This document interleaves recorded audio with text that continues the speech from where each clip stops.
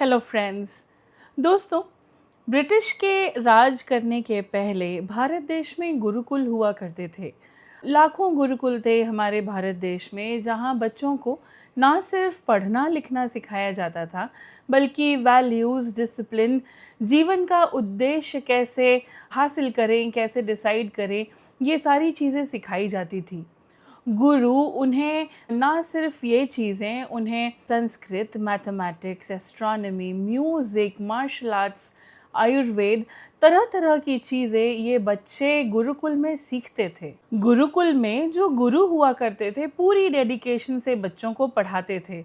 बच्चे अपने गुरुओं के साथ ही रहते थे गुरुकुल में, उनकी सेवा करते और एक अच्छा इंसान कैसे बने, ना सिर्फ पढ़ाई करके जीवन में भी आगे कैसे बढ़ना है, एक अच्छा इंसान बन ये वैल्यूज़ भी सिखाई जाती उन्हें। सारे वैल्यू एजुकेशन के अलावा धर्म की शिक्षा भी बच्चों को दी जाती थी। बच्चों को बताया जाता कि जो वो पढ़ रहे हैं, जो वो नॉलेज गेन कर रहे हैं, वो एक रास्ता है मोक्ष प्राप्त करने का, ना कि पैसों की होड़ में लग जाने का। साल 1835 में लॉर्ड मैकॉले ने एक खत लिखा जिसमें उन्होंने कहा कि हमें इंडियन एजुकेशन सिस्टम को तोड़ना होगा। ये जो इंडियंस हैं, ये अपने कल्चर पे बहुत ज़्यादा घमंड करते हैं और बहुत ज़्यादा रूटेड हैं अपने कल्चर से। इसीलिए तब जाके उन्होंने गुरुकुल्स को रिप्लेस करके स्कूल्स को इंट्रोड्यूस किया। उनका एक ही उद्देश्य था, English in taste, morals and thinking. उनका ऐसा मानना था कि गुरुकुल में पढ़ने वाले लोग फ्री थिंकर्स होते हैं और उन्हें ऐसे लोग नहीं चाहिए थे। उन्हें सिर्फ ओबीडियंट लोग चाहिए थे जो कि स्कूल में मैन्युफैक्चर किए जा सकें। गुरुकुल जो थे वो रातों रात यूं ही ख़त्म नहीं हुए। गुरुकुल्स का फंडिंग वापस ले लिया गया। जो मंदिर गुरुकुल को पैसा देते थे, वो मंदिरों की जगह ले ली गई। धीरे धीरे गुरुकुल का अस्तित्व ख़त्म कर दिया गया। संस्कृत को एक डेड लैंग्वेज बोलते थे ब्रिटिश। धीरे धीरे ये हुआ कि ये जो थिंकिंग ब्रिटिश ने इंड्यूस की भारतीय लोगों में, उन्होंने इस चीज़ को सच मानना शुरू कर दिया। लोग जो थे अपनी लैंग्वेज, अपना ड्रेसिंग और अपने एजुकेशन का ही मजाक उड़ाने लगे। जो गुरु जिन्होंने जनरेशन्स को शेप किया था, उनका मजाक उड़ाने लगे, उन्हें अनएजुकेटेड कहकर बुलाने लगे। यहीं से शुरुआत हुई गुरुकुल्स के डाउनफॉल की। ब्रिटिश को थिंकर्स नहीं चाहिए थे, वॉरियर्स नहीं चाहिए थे, लीडर्स नहीं चाहिए थे। उन्हें चाहिए थे लॉयल लोग। लॉयल किसे? क्राउन को, ब्रिटिश को, ना कि धर्म को।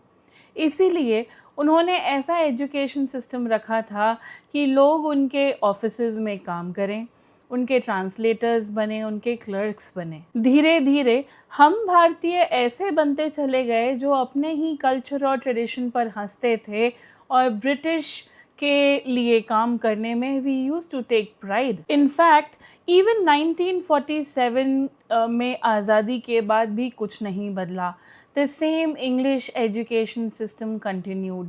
इनफैक्ट अगर आप बुक्स देखेंगे आजकल के बच्चों की, जिसमें कहा गया है कि मैकॉले ने इंडिया को मॉडर्नाइज़ किया, लेकिन सच तो ये है कि मैकॉले ने इंडिया को मॉडर्नाइज़ नहीं, अप्रूट किया। हमने अपने देश से ब्रिटिश को तो निकाल दिया, लेकिन हम उनका सिस्टम आज भी नहीं निकाल पाए। पुराने दिनों में जहाँ मंदिर एक सीखने की जगह हुआ करते थे, जहाँ सेंट, ऋषिवर, जिनसे हम सीखते थे, कुछ एजुकेशन लेते थे उनसे, आज वही मंदिरों में हम जाते हैं सिर्फ फ़ोटो खींचने के लिए। आज हालत ये है कि स्कूल्स लीडर्स मैन्युफैक्चर करने पे कंसंट्रेट नहीं करते, इतना काम या इतनी मेहनत, इतना ध्यान नहीं देते हैं।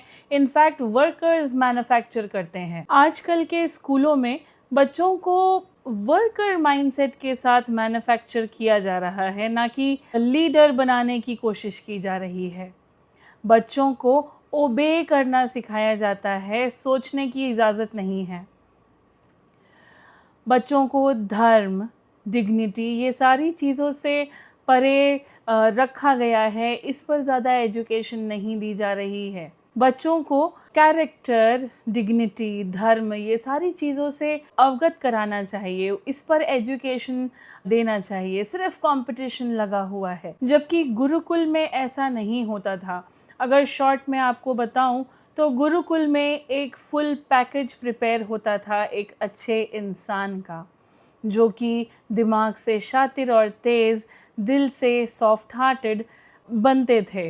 अपनी पढ़ाई पूरी होने के बाद जब कोई बच्चा गुरुकुल छोड़ता तो एक क्लेवर माइंड लेकर निकलता वहाँ से। दोस्तों, इस बारे में आपका क्या कहना है? क्या गुरुकुल पैटर्न दोबारा इंट्रोड्यूस करना चाहिए?